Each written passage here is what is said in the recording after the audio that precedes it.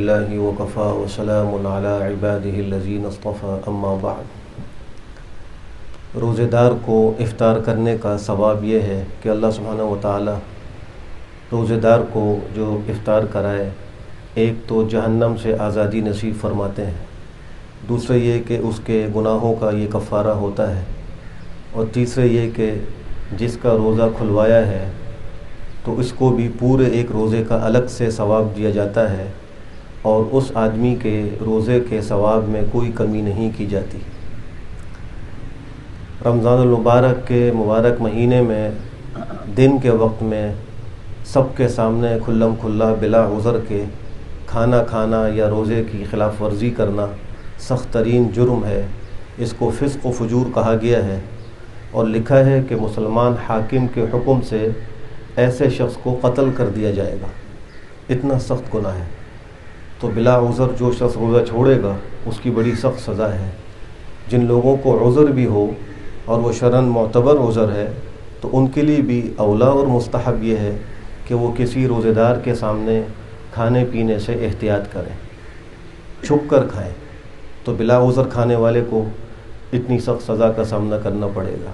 نزہۃ المجالس میں ایک واقعہ لکھا ہے کہ ایک شخص آتش پرست تھا، مجوسی تھا۔ مجوسی تو رمضان المبارک کے روزے نہیں رکھتے۔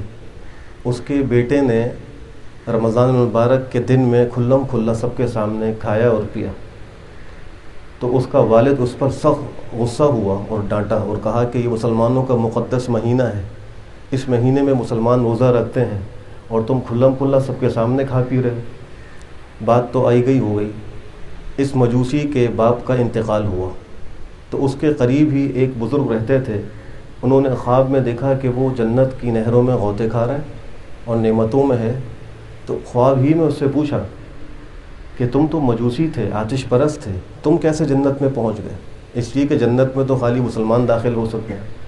تو اس نے کہا کہ میں نے اپنے بیٹے کو جو ایک دفعہ رمضان المبارک کے مہینے میں کھلم کھلا کھانے پینے سے روکا تھا اور رمضان کے احترام کا سبق دیا تھا، اللہ نے اس کے بدلے میں مجھے مرنے سے پہلے کلمے کی توفیق دے دی، میں مسلمان مرا ہوں۔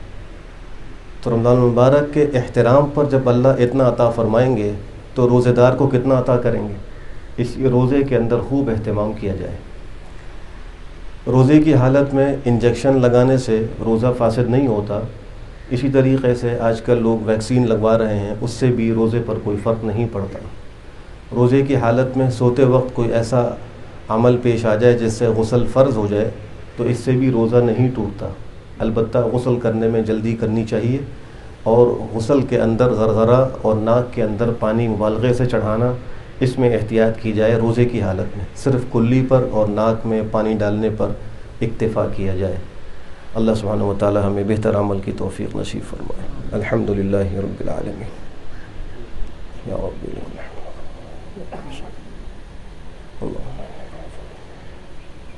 اللہ ربنا آتنا فی الدنیا حسنة وفی الآخرة حسنة وقنا عذاب النار۔ ربنا هب لنا من أزواجنا وذرياتنا قرة أعين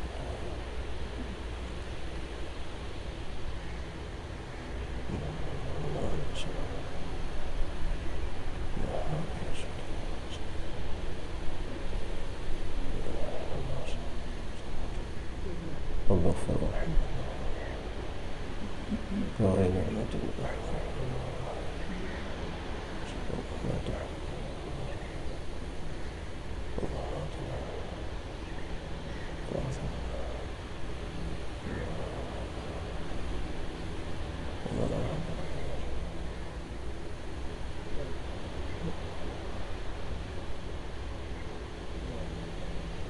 برحمتك يا أرحم الراحمين۔